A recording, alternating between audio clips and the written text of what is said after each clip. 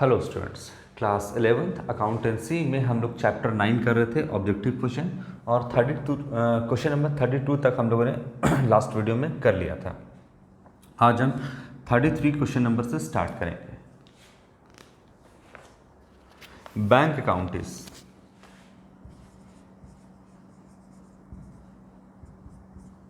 Bank account आपका कौन सा अकाउंट है? ए,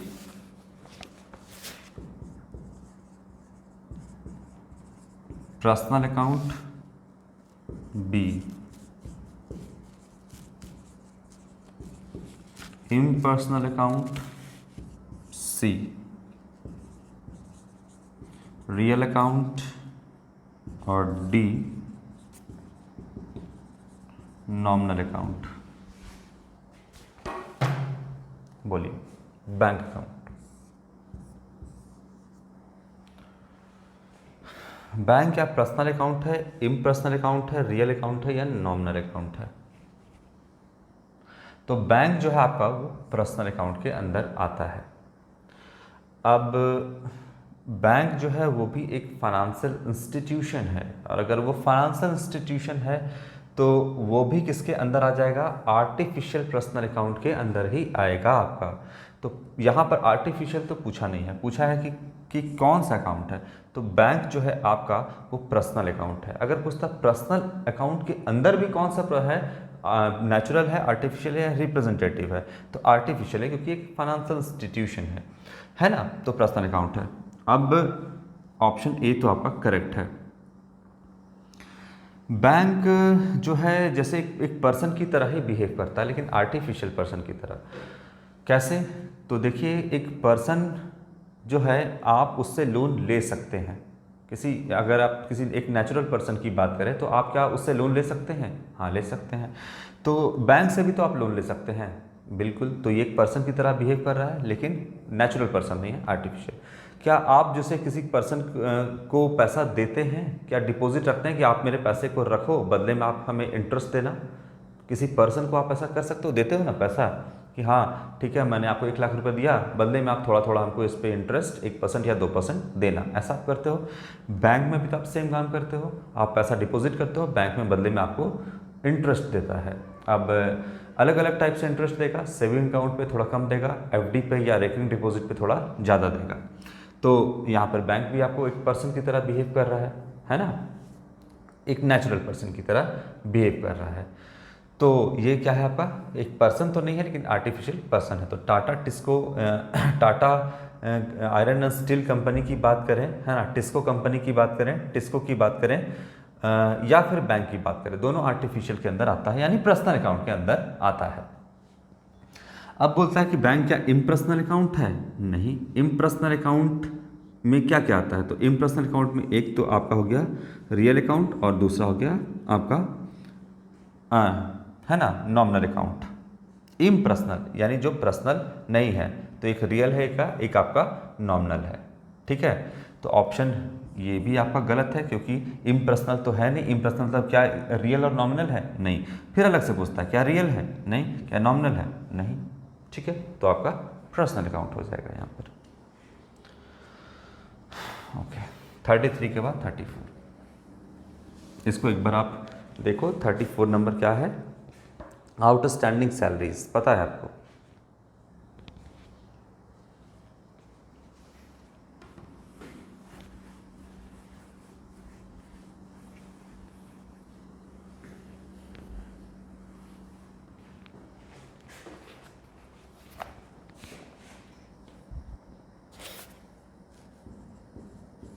थर्टी 34 नंबर आउटस्टैंडिंग सैलरी, हम इसको ऐसे लिखेंगे, आउटस्टैंडिंग सैलरी क्या है? सीधा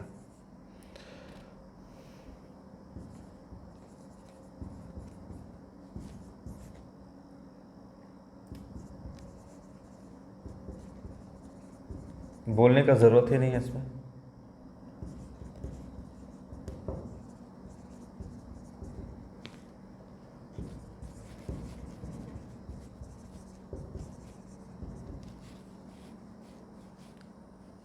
पर्सनल अकाउंट। हम पूछे सैलरी कौन सा अकाउंट है? Nominal account. आउटस्टैंडिंग सैलरी कौन सा अकाउंट है? Personal account. यानी सैलरी की अगर हम बात करें तो सैलरी क्या है? बिजनेस के लिए एक्सपेंस है। सैलरी क्या है? बिजनेस के लिए एक्सपेंस है। सैलरी हो, वेजेस हो, रेंट हो, ये सब क्या है? बिजनेस के लिए एक्सपेंस है। और ये सारा क्या है? नॉमिनल अकाउंट है। ठीक। लेकिन अगर इसके पीछे लगा दें आउटस्टैंडिंग सैलरी, आउटस्टैंडिंग वेजेस या आउटस्टैंडिंग रेंट, तब यही क्या बन जाएगा? Personal account. और पर्सनल में भी कौन सा personal account? Representative personal account. ठीक है, तो यहाँ मुझे आउटस्टैंडिंग सैलरी क्या है? तो पर्सनल अकाउंट है। अगर ऐसे पूछता कि आउटस्टैंडिंग सैलरी रियल है, पर्सनल है, या रिप्रेजेंटेटिव पर्सनल है, या नॉमिनल है, तो हम फिर क्या करते हैं? रिप्रेजेंटेटिव पर्सनल अकाउंट में टिक करते हैं। फिलहाल यहाँ पे पर्सनल अकाउंट है। देखिए सब कुछ तो पर्सनल अकाउंट के अंदर ही आता है ना, चाहे नेचुरल हो, चाहे आर्टिफिशियल हो, चाहे आपका रिप्रेजेंटेटिव हो। तो ये पर्सनल अकाउंट है आपका। 35।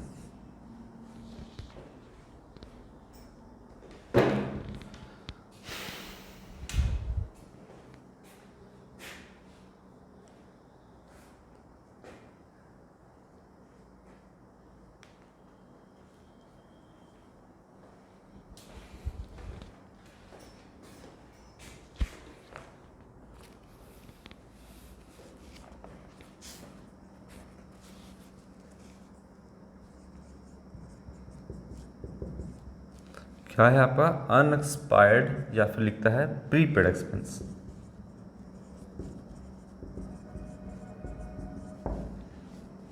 कौन सा अकाउंट है? सीधा सीधी ये कहता है आपका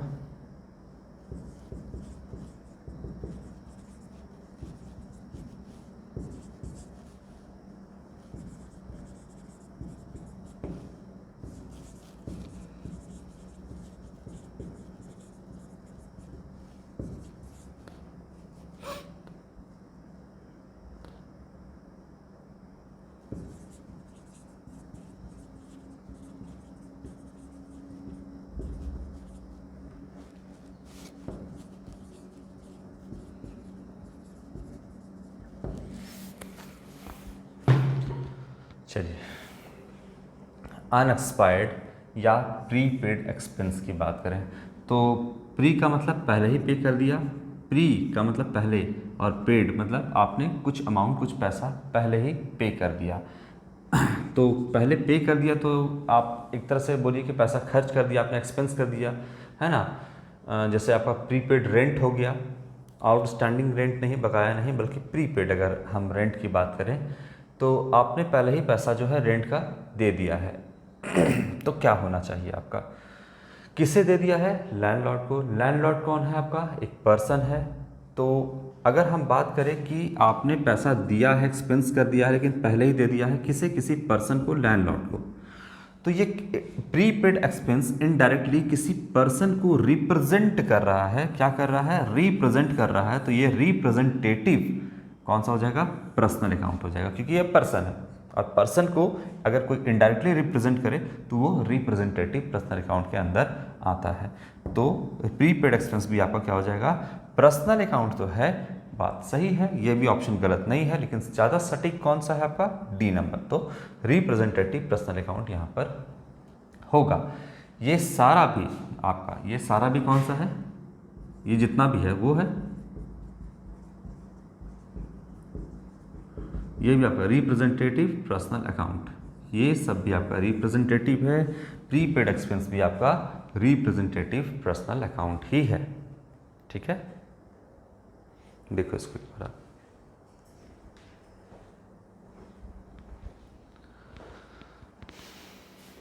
एग्जामिनेशन में इस सेक्शन से क्वेश्चन आपसे ज़रूर पूछता है, एक या दो क्वेश्चन ज़रूर रहेगा आपका। तो इसमें आपको कोई कंफ्यूज होना नहीं है। अगर नॉमिनल अकाउंट जैसे कोई भी एक्सपेंस है तो वो नॉमिनल अकाउंट है, लेकिन अगर नॉमिनल अकाउंट में कुछ ऐड होता है, कुछ लगता है आउटस्टैंडिंग या प्रीपेड, तो वो फिर ऑटोमेटिक चला जाता है रिप्रेजेंटेटिव पर्सनल अकाउंट में। ये बात आप ध्यान रखना। क्लियर हो गया? चलिए,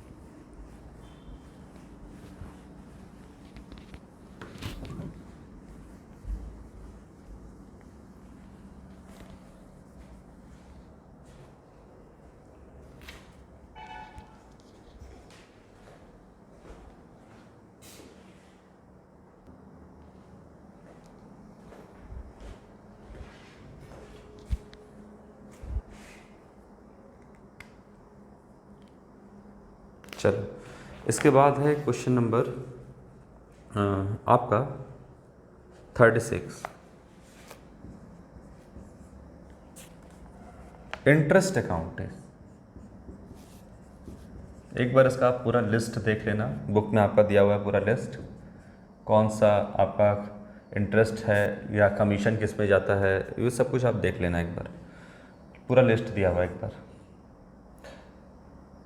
क्या कहता है इंटरेस्ट अकाउंट इज, ये क्या है आपका नॉमिनल अकाउंट है क्या, ये बी। पूरा लिस्ट आपके बुक में गिवन है, आप एक बार ज़रूर देख लेना। इसके बाद है आपका क्या, ये रियल अकाउंट है,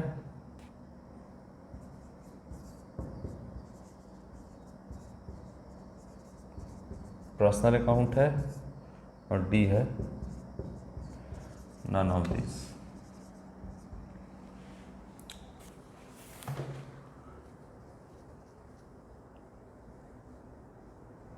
इंटरेस्ट हो या कमीशन हो, कुछ भी हो आपका, ये किसके अंदर आता है आपका,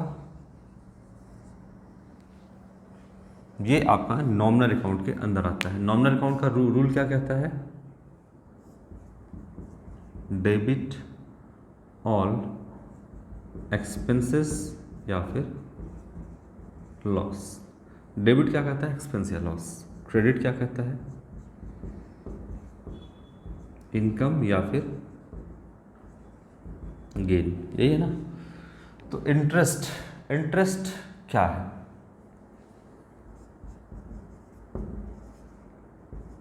इंटरेस्ट आप कहीं पैसा इन्वेस्ट करते हो, कहीं पैसा लगाते हो, है ना। मान लीजिए आपने किसी कंपनी को लोन दिया, यानी आपने किसी कंपनी का डिबेंचर परचेस किया, तो बदले में आपको क्या मिलेगा, आपको मिलेगा इंटरेस्ट। तो इंटरेस्ट क्या है, अगर मिलता है तो इनकम है, अगर इंटरेस्ट देना पड़े तो क्या है, वो एक्सपेंस है ना, क्या है वो एक्सपेंस है। अगर आपने कहीं इन्वेस्ट किया है पैसा, मान लो कि डिबेंचर में किसी कंपनी में इन्वेस्ट किया है, आपने किसी कंपनी को लोन दिया है, डिबेंचर परचेस किया है, तो बदले में आपको इंटरेस्ट मिलेगा। तो वो इंटरेस्ट क्या है, वो इंटरेस्ट इनकम है ना, वो इंटरेस्ट क्या है, इनकम है। लेकिन आपने किसी से लोन लिया है, उधार लिया है पैसा, तो बदले में क्या होगा, आपको इंटरेस्ट देना पड़ेगा, ठीक है। तो जब देना पड़ेगा तो वो क्या होगा, आपका इंटरेस्ट एक्सपेंस होगा। तो एक तरफ आपका इंटरेस्ट इनकम भी हो सकता है या आपका एक्सपेंस भी हो सकता है। अगर इनकम भी होगा तो नॉमिनल अकाउंट ही होगा, और अगर एक्सपेंस भी होगा तो भी नॉमिनल अकाउंट ही होगा, है ना। अंतर क्या पड़ेगा, तो जब आप प्रॉफिट एंड लॉस अकाउंट, हालांकि इसके बारे में आपको नहीं पता है, तो प्रॉफिट एंड लॉस अकाउंट भी आपका क्या होता है, नॉमिनल अकाउंट होता है, नॉमिनल अकाउंट। अंतर क्या पड़ेगा, अगर एक्सपेंस, तो नॉमिनल अकाउंट है तो डेबिट ये साइड, क्रेडिट ये साइड। इधर क्या लिखते हैं हम, या तो एक्सपेंस लिखते हैं या तो लॉस लिखते हैं इधर, या credit all income and gain, इधर इनकम या गेन लिखते हैं। अगर प्रॉफिट एंड लॉस अकाउंट की बात करें तो जो भी एक्सपेंस या लॉस है, debit all expenses and losses, nominal account के रूल से उसे हम क्या करते हैं, डेबिट करते हैं। Credit all income and gain, जो भी इनकम गेन है उसे हम क्या करते हैं, क्रेडिट करते हैं। अंतर ये पड़ेगा कि अगर आप इंटरेस्ट, मान लो कि 100 रुपये का इंटरेस्ट आप ले रहे हो, तो इनकम है तो इधर दिखेगा। अगर मान लो कि 200 का इंटरेस्ट अगर आप दे रहे हो तो एक्सपेंस इधर दिखेगा। ये अंतर पड़ेगा आपका प्रॉफिट एंड लॉस अकाउंट में। एक्सपेंस है तो डेबिट साइड दिखाएंगे, इनकम है तो क्रेडिट साइड दिखाएंगे। ये अंतर पड़ेगा आपका, ठीक है। बस तो अगर इनकम भी है या एक्सपेंस भी है तो है क्या आपका, एक्सपेंस है या इनकम है, ये तो है आपका नॉमिनल अकाउंट। तो नॉमिनल अकाउंट है आपका, ऑप्शन ए आपका करेक्ट होगा, नॉमिनल अकाउंट। रियल अकाउंट तो होगा नहीं, है ना, एसेट तो है नहीं, इनकम है और या तो एक्सपेंस है। पर्सनल अकाउंट तो आपका होगा नहीं, पर्सन से तो रिलेटेड नहीं है, और नॉन ऑफ दिस भी आपका नहीं होगा। तो ऑप्शन ए आपका करेक्ट ऑप्शन है। Question number 37।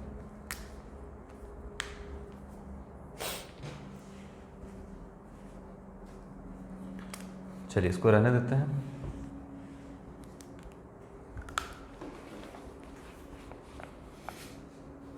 Investment account is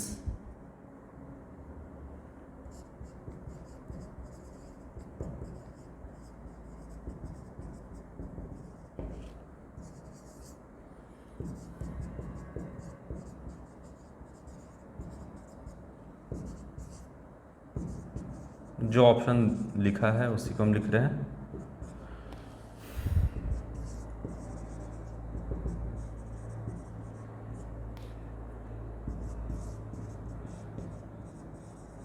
चलिए इसका आंसर सोचिए क्या होना चाहिए।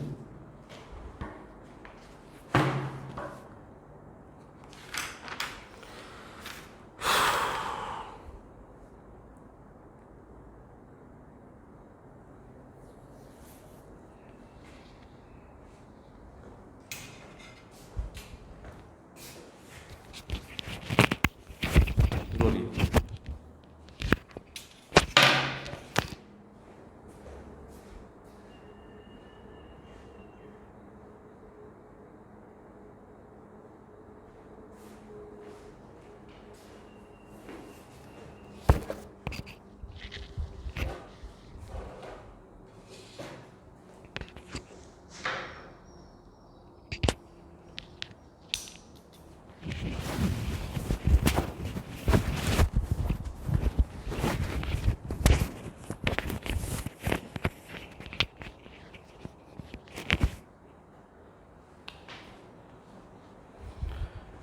इन्वेस्टमेंट अकाउंट आपका क्या होगा, एसेट होगा।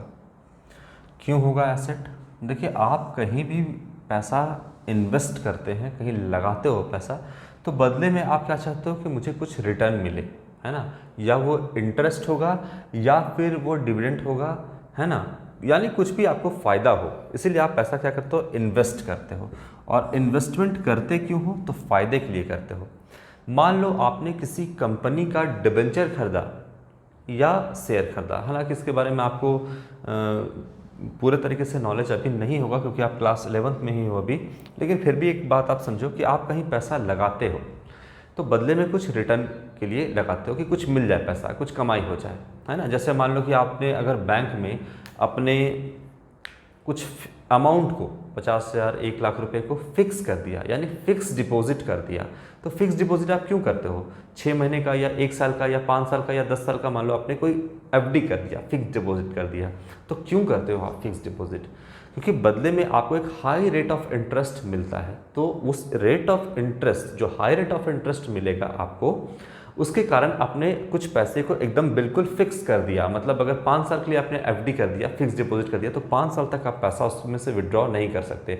अगर बीच में विड्रॉ कर लेते हो तो आपका रेट ऑफ इंटरेस्ट भी टूट जाएगा, मतलब जो जिस रेट ऑफ इंटरेस्ट आपको मिल रहा था उसमें थोड़ा आपको कमी आ जाएगा। अगर बीच में तोड़ते हो तो पूरा अमाउंट आपको नहीं मिलेगा। तो मान लो कि आप एफडी करते हो, फिक्स डिपॉजिट करते हो, तो 5 साल के बाद आपको एक मोटा अमाउंट मिलेगा, हाई रेट ऑफ इंटरेस्ट से आपको अमाउंट मिलेगा। तो आप उस रिटर्न के कारण, उस इंटरेस्ट के कारण आपने पैसा क्या किया, एफडी कर दिया, मतलब एक तरह से बैंक में इन्वेस्ट कर दिया, लगा दिया आपने। तो इन्वेस्टमेंट, वो जो पैसा लगाया वो आपका क्या है, वो आपका एक तरह से एसेट है ना। एसेट क्यों है, क्योंकि आपने उस पैसे को लगाया एक रिटर्न के लिए, एक मोटा इनकम के लिए, है ना, कि आपको मिल जाएगा। तो वो क्या है आपका इन्वेस्टमेंट, वो आपने इसीलिए पैसा लगाया। आपने क्या पैसा खर्च कर दिया, खर्च तो नहीं किया आपने पैसा लगाया है कि वो पैसा भी हमको मिल जाएगा, मान लो 1 लाख रुपए, और उस पर मान लो कि 5 साल के बाद आपको 80,000 रुपये का इंटरेस्ट भी मिल जाएगा, तो 1,80,000 आपको मिलेगा सपोज दैट। तो 1,80,000 जो आपको मिलेगा, एक मोटा मोटी अमाउंट हम आपको बता रहे हैं, तो आपने एक तरीके से आपका पैसा क्या आपने खर्च कर दिया, खर्च तो आपने नहीं किया, आपको रिटर्न मिला 1,80,000, तो पैसा आपने इन्वेस्ट इसलिए किया क्योंकि हमको इंटरेस्ट मिले, तो वो इन्वेस्टमेंट क्या है, 1,00,000 का आपका एसेट है, ठीक है, एक्सपेंस नहीं है ना। कैपिटल भी नहीं है, आपने कहीं उसको ऐसे भी नहीं लगाया, है ना, ठीक है। बिजनेस ओनर जो होता है वो एज अ कैपिटल इन्वेस्ट करता है, अपने बिजनेस में पैसा लगाता है ना, और उससे भी उसका प्रॉफिट होता है, रिटर्न होता है। लेकिन अगर फिर भी आपका ऑप्शन दिया हुआ है कि एसेट है, कैपिटल है या एक्सपेंस है, तो ज़्यादा आपका अच्छा है क्या ऑप्शन है, एक्सपेंस तो है नहीं, और कैपिटल भी ऐसा कैपिटल भी नहीं है, आपने कहीं दूसरे कंपनी में पैसा लगाया है तो वो कैपिटल नहीं है, वो क्या है, आपका एसेट है। मान लो किसी बिजनेस ए ने बिजनेस बी जो कि एक कंपनी है, इसमें पैसा लगाया मतलब अगर शेयर खरीदा या डिबेंचर खरीदा, तो बदले में ए को क्या मिलेगा, इंटरेस्ट मिलेगा या डिविडेंड मिलेगा, जो भी, मतलब एक तरह से कमाई हो जाएगा ए का, बस इतना समझो अभी आप।